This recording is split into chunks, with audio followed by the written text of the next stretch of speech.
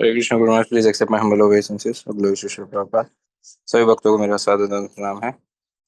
आज काफी लंबे समय बाद हमारे बीच हमारे वरिष्ठ भक्तों में से एक, वरिष्ठ गुरु भाइयों में से एक, श्रीमान केशव प्रभु उपस्थित है, जो कि मूलतः पूना में रहते हैं प्रभु जी। और प्रभु जी हम हमारे परिवार के वो भक्त हैं जिन्हें शायद परिचय की कोई आवश्यकता नहीं है। पिछले 20 से अधिक वर्षों से पूना में प्रत्येक वर्ष गुरु महाराज जी की भगवत कथा जो ऑर्गेनाइज होती है, वो पूरा ऑर्गेनाइजेशन केशव प्रभु प्राय करते हैं। और अभी अभी साथ ही में हड़पसर में एक प्रीचिंग सेंटर की भी स्थापना हुई है।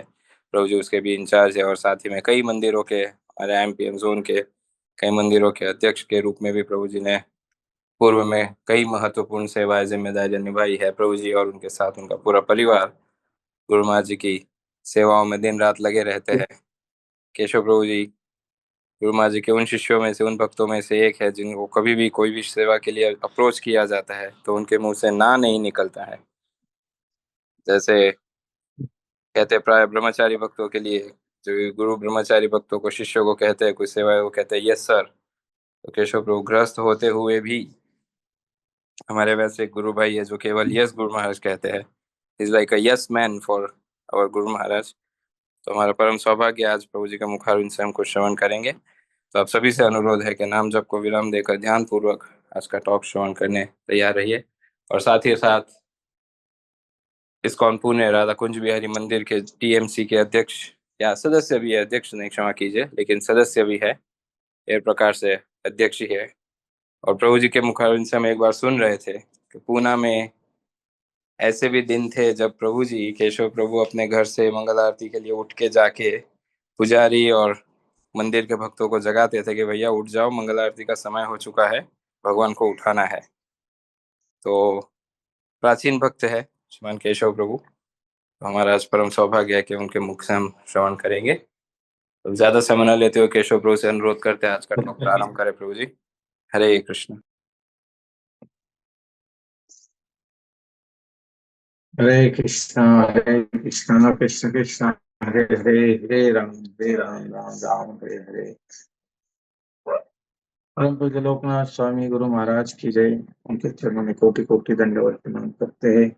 नमो विष्णु पादाय कृष्ण विष्टाय भूतले श्रीमते लोकनाथ स्वामी चरणने।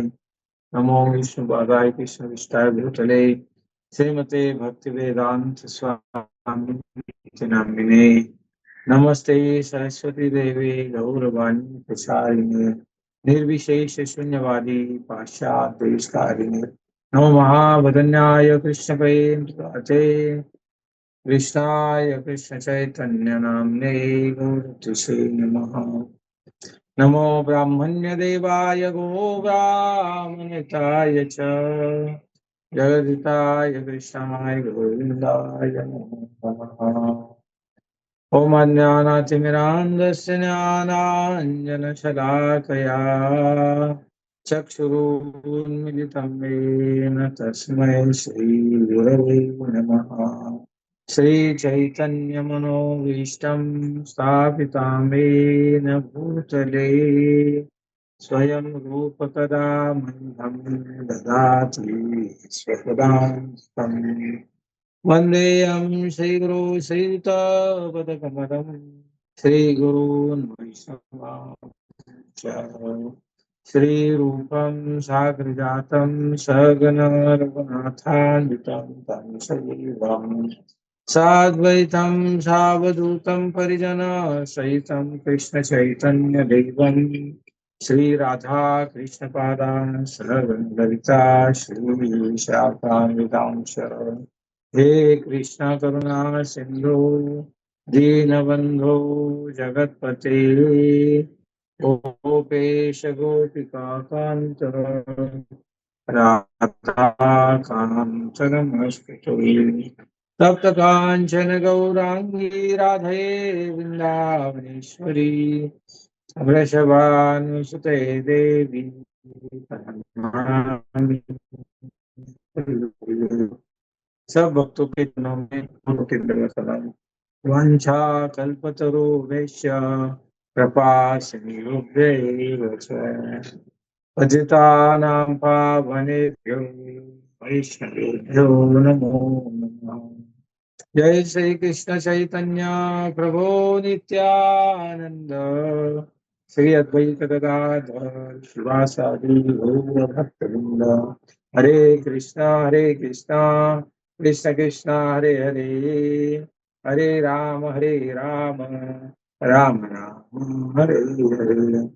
हरे कृष्णा कृष्ण कृष्ण हरे हरे, हरे राम राम राम राम हरे हरे। हरे कृष्णा कृष्ण कृष्ण हरे हरे, हरे राम राम राम हरे हरे।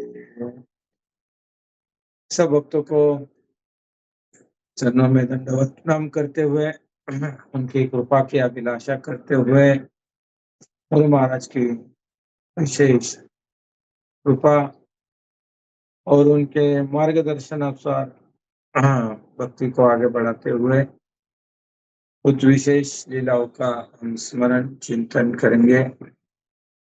दो चार जगह से अलग अलग बातों को सुनने का प्रयास करेंगे।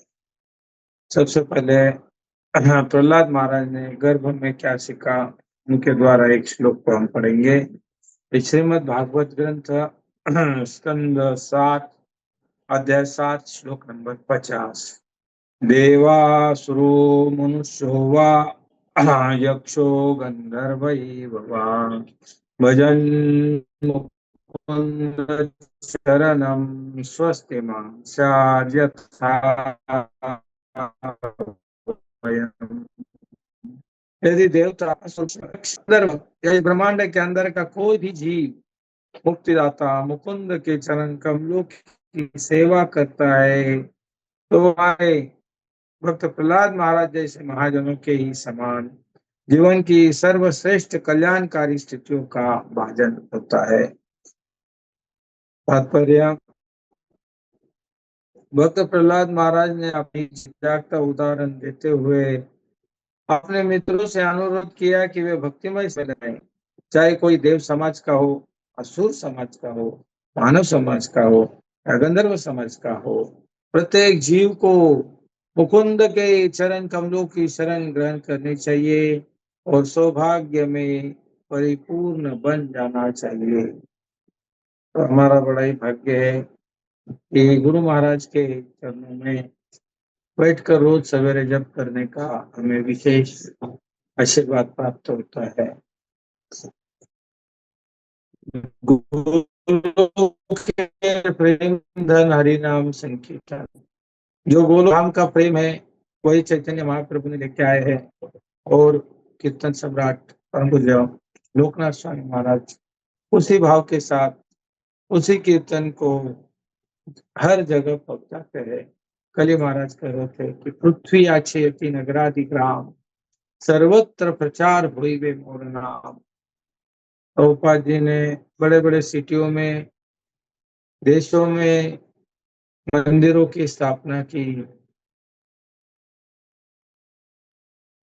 और गुरु महाराज ने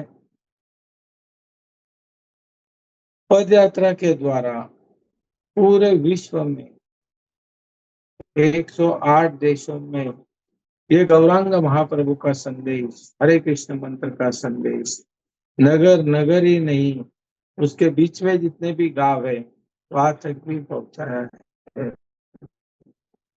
तो ये हरि नाम का प्रचार महाराज ने किया है, तो ये विश्व में अद्वितीय है। महाराज के साथ हम यूरोप में थे तो महाराज वहां भी प्रवचनों में कर रहे थे कि किस प्रकार गुरु महाराज वहाँ जो रास्ते में लोग है उनको भी कीर्तन करते थे। खुद महाराज चलकर कीर्तन गाना पद यात्रा में, फिर उसके बाद वहाँ प्रवचन करना और उसके एंड में फिर से कीर्तन गाना।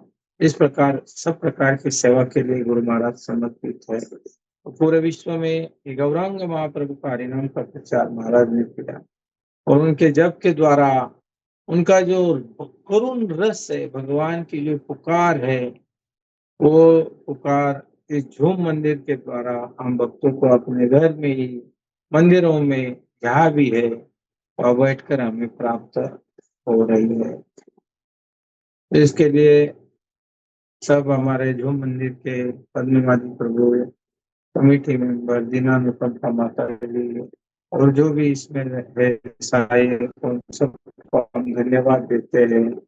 और विशेष करके रमन कृष्ण प्रभु जो डेली सबके पहले उसको झूम को लगाते हैं। ये गुरु का प्रेम घर घर में हरिनाम के द्वारा पहुंच रहा है। तो हमें आज सेवा के बारे में है कि किस प्रकार हरिनाम लेने से हमें सेवा प्राप्त होती है। ऐसे कोई भी मंदिर में आता है, दर्शन करता है, तो मंदिर अध्यक्ष या कमेटी उसको तुरंत सेवा नहीं देती है।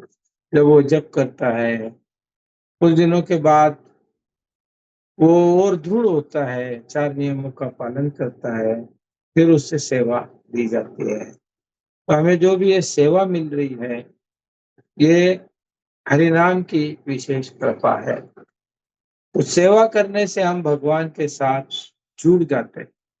जैसे कल महाराज कर रहे थे, मंदिर निर्माण कार्य हमारा नागपुर में हो रहा है, पंढरपुर में हो रहा है, इचलकरंजी में हमारे गुरु महाराज के मार्गदर्शन में मंदिर बन रहा है, कई मंदिर निर्माण का कार्य चल रहा है। तो ये सभी मंदिरों में यदि हम अपनी सेवा अर्पण करेंगे, तभी हम इस मंदिर को अपना कर सकेंगे। उसी प्रकार सेवा से हम भगवान के साथ जुड़ते हैं। तो जिन्होंने अपने प्राणों को भी, प्राणे अर्थेर धिया वाचा, तो अपने प्राणों को भी बाजी लगाकर जिन्होंने भगवान की सेवा की, ऐसे अभी अभी राम कथाएं हुई है, उसमें हम देखते हैं कि जो पक्षी है जिसमें लड़ने की इतनी शक्ति भी नहीं है कि वो रावण के साथ लड़ सके, परंतु जब नासिक से दंडकारण्य से सीता माता का हरण रावण उठा कर लेके जा रहा है, तब देखते हैं कि जटायु ने अपने प्राणों की भी चिंता न करते हुए अपनी जितनी शक्ति है उतनी लगाकर उन्होंने रावण के साथ युद्ध किया। युद्ध में उन्होंने अपनी इतनी शक्ति दिखाई कि रावण पराजित हो गया। फिर रावण ने अपनी शक्ति को जागृत किया, अपनी तलवार को उठाया और उस तलवार से उन्होंने उस जटायु पर नहीं तो उसके पंखों पर प्रहार किया। पक्षियों का प्राण उनके पंख है, जैसे उसके पंख कट गए, उसको उड़ते नहीं आया और वो सभी प्रकार से घायल होकर नीचे गिर गया। गिरने के बाद उसका एक ही ध्यान, राम राम राम। भगवान कुछ ही दिनों में वहां पहुंचे, उन्होंने जटायु को देखा, उन्होंने उसको अपने पास गोद में उठाया, उस पर हाथ घुमाया, अपने गोदी में लेकर प्रभु का दर्शन करते हुए वो भगवान के धाम चला गया। उन्हें चतुर्भुज रूप की प्राप्ति हुई और वो शंख चक्र गदा पद्म धारण करते भगवान के धाम में पहुंच गया। ये भगवान की सेवा का लाभ है। हनुमान जी ने भी भगवान की विशेष सेवा की।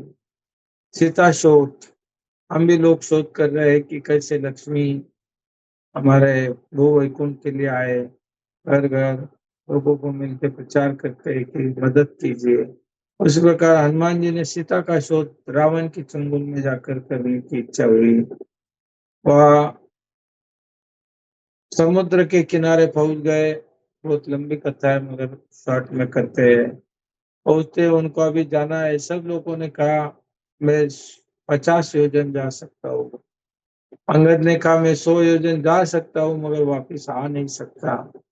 जामवान जी ने हनुमान को प्रेरित किया कि आपका जन्म होते ही आपने फल खाने के लिए सूर्य को अपने मुख में धारण कर लिया है। आप सूर्य तक हजारों योजन जा सकते हो, तो 100 योजन आपके लिए कोई बड़ी बात नहीं है। जैसे हनुमान ने सुना, उन्होंने अपना शरीर विस्तार किया, बहुत शरीरों को बढ़ाया और उन्होंने छलांग लगाई भगवान की सेवा में। तो जब हम सेवा करते हैं, कई विघ्न आते हैं, परंतु इस विघ्नों को हमें मात करके सेवा में आगे बढ़ना है। हनुमान जी जैसे ही निकले और रास्ते में उनको सुविधा हो इसके लिए एक स्पेशल पर्वत है मैनाक। उन्होंने कहा कि सब पर्वतों को पंख काटे गए, परंतु आपके वायु की कृपा से उन्होंने मुझे समुद्र में रखा। दशरथ महाराज ने भी मेरी मदद की है। आप उन दशरथ के पुत्र के लिए, राम जी के लिए सेवा में जा रहे हैं, थोड़ा सा आप यहाँ विश्राम कीजिए। परंतु हनुमान जी ने कहा, राम काम करने के लिए हमें कोई विश्राम नहीं है। उन्होंने उसे प्रणाम किया, स्पर्श किया और आगे बढ़े। जैसे वो आगे बढ़े तो एक बहुत बड़ी राक्षस ने थी, सिम्मिका, जो छाया, जिसकी छाया देखती थी और उसको पकड़ लेती थी। हनुमान जी उड़ रहे थे, उसने नीचे छाया देखा, उसने हनुमान जी को पकड़ लिया, मुंह में डाल दिया। हनुमान जी ने उसका सीना फाड़कर बाहर आ गए और उसका विनाश कर दिया। इस प्रकार हर परिस्थिति अविद्या है, आलस है, इससे हमें फाड़ कर इसको भगवान की सेवा में आगे बढ़ना चाहिए। सबसे बड़ा हमारा आलसी जीवन ही है, इससे हम भगवान की ओर आगे नहीं बढ़ते हैं। फिर देवताओं ने नाग नाग माता सुरसा देवी को भेजा। सुरसा ने कहा कि यहाँ से जो भी जाता है वो मेरे मुख के अंदर जाता है। तो हनुमान जी ने अपना विस्तार किया 100 योजन, और उसने भी अपना मुख बड़ा किया, इतना मुख बड़ा कर दिया कि इससे उसका बड़ा मुख नहीं हो पा रहा था। तो जैसे हनुमान जी ने देखा कि अभी इसको मुंह बंद करने के लिए टाइम लगेगा, नाग माता है, इसको मारना नहीं है, उसके मुख में सूक्ष्म रूप में गए और तुरंत बाहर आ गए। देवताओं ने कहा कि हनुमान जी सिर्फ बलवान ही नहीं, बुद्धिमान भी है। बार महाराज एक भक्त को कह रहे थे कि हमें शक्ति से नहीं, युक्ति से कार्य करना है, जिससे हम भगवान की सेवा कर सकते हैं। Don't work hard, work smart. हमें अत्यंत गंभीरता से इस कृष्ण भावना को आगे बढ़ाकर सेवा में लगना है। साथ में ही फिर वो आगे गए, तो जैसे लंका के द्वार पर पहुंचे, वहां एक लंकिनी करके थी। उस लंकिनी ने हनुमान जी को सूक्ष्म रूप में, अत्यंत छोटे रूप में वो जा रहे थे, तो उन्होंने कहा, रे चोर, आप हमारे नगर के अंदर कैसे जा रहे हैं? हनुमान जी ने कहा, चोर मैं हूँ कि तुम्हारा मालिक रावण है, जिन्होंने हमारी मैया सीता को चुरा कर यहाँ लाया है। सबसे बड़ा चोर तो वही है कि किसी की पत्नी को, माता साक्षात लक्ष्मी की, जानकी माता, उनको उन्होंने यहाँ पर लेके आया है चोरी करके, हरण करके। वो चोर है। सिंह को उन्होंने एक चपट मारा, रक्त की उल्टी होते होते वो वही गिर गई और उसने हनुमान जी को प्रणाम किया। उन्होंने कहा, ब्रह्मा जी ने सबको वर दिया, तब मुझे भी कहा था एक रामदूत आएगा बंदर के रूप में, हनुमान जी, और वो एक चापट मारेंगे और उससे समझ जाना कि इसके बाद लंका का विनाश पक्का है। तो इस प्रकार उसने याद दिलाई। हनुमान जी विभीषण के घर में पहुंचे, पूरे घर में राम राम लिखा हुआ है, और वो वहां जाकर विभीषण ने उनको बताया कि माता अशोक वाटिका में है। और फिर जाकर उन्होंने सीता का शोध लगाया, लंका को पूरी जला दिया अपनी अग्नि से, परंतु विभीषण का घर जला नहीं। तो इसी प्रकार भौतिक दुनिया का दुख बहुत है, परंतु जो भी भगवान के नाम का जप करते हैं, उन्हें उसका किसी प्रकार से दुख नहीं होती है। तो इस प्रकार हनुमान जी ने भी भगवान की सेवा की। तो गुरु महाराज कर रहे थे कि हम भगवान की सेवा करेंगे तो भगवान की कृपा हमारे पर होगी। कृष्ण लीला में भी देखते हैं कि कई भक्तों ने भगवान की सेवा की। एक छोटी सी फल वाली, गोपाल ले लो, गोविंद ले लो, फल ले लो, करते करते नंद बाबा के आंगन में पहुंची। आंगन में पहुंचे उन्होंने रसीले फल, कृष्ण को देखकर इन फल खाने की इच्छा हुई।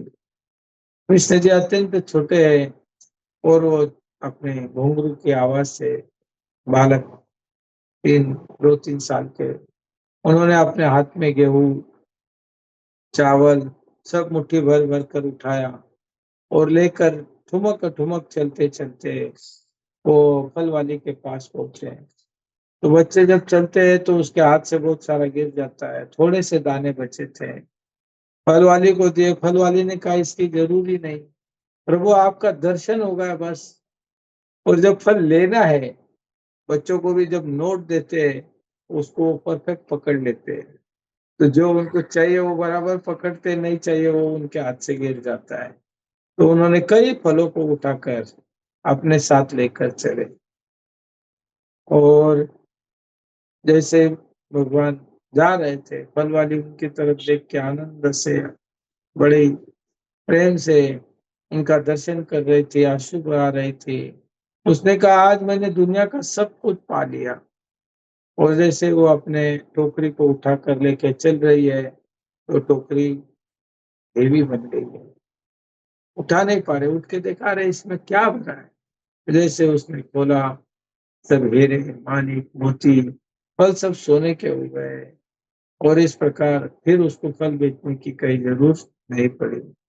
साधारण फल देने से भगवान इतनी कृपा करते हैं। तो जिन्होंने हमारे ब्रह्मचारियों ने जीवन दिया है, वो लोगों ने इतने सालों से प्रचार कर रहे हैं, भगवान उन पर विशेष कृपा कर रहे हैं। तो भगवान की सेवा ये बड़ी ही महत्वपूर्ण है। फिर उसके बाद शबरी थी, जिन्होंने हर दिन राम जी की याद करती थी। "हे प्रभु मेरे घर आएंगे, अरे झोपड़ी के भाग भी खुल जाएंगे, वो आएंगे तो क्या करेंगे, मैं घर को बुहारूंगी, दीप लगाऊंगी और घर को सजाऊंगी और मीठे फल उनको खिलाऊंगी, झूले में बैठा कर उनके गुण गाऊंगी।" तो जब शबरी का ये भाव, तो वो रोज डेली, ऐसा नहीं कि भगवान कब आएंगे तब आएंगे, डेली वो अपनी सेवा करती थी। और जैसे ही भगवान आए, उन्होंने उसके फल खाए और उसके बाद नवदा भक्ति की चर्चा हुई और शबरी भी भगवत धाम चली गई। केवट है, इसका तो बहुत ही विशेष वर्णन राम कथा में आता है कि इन्होंने जन्मों जन्मों से उसकी इच्छा है कि मैं भक्ति करूं। क्षीर सागर में एक कछुआ के रूप में एक कछुआ रहता था और उसकी एक ही इच्छा थी कि मैं प्रभु के चरणों का स्पर्श करूं। वो धीरे धीरे धीरे मेहनत करके भगवान के चरणों के पास जाता और जैसे ही चरणों के पास पहुंचता तो लक्ष्मी माता चरण दबाते हुए बोले कछुआ कहाँ से आ गया। शेष नाग की तरफ देखते, नाग ऐसे, शेष जी ऐसे फुफकारा मारते कि वो कई दूर चला जाता। फिर भी वो अपना गंतव्य कभी भूलता नहीं।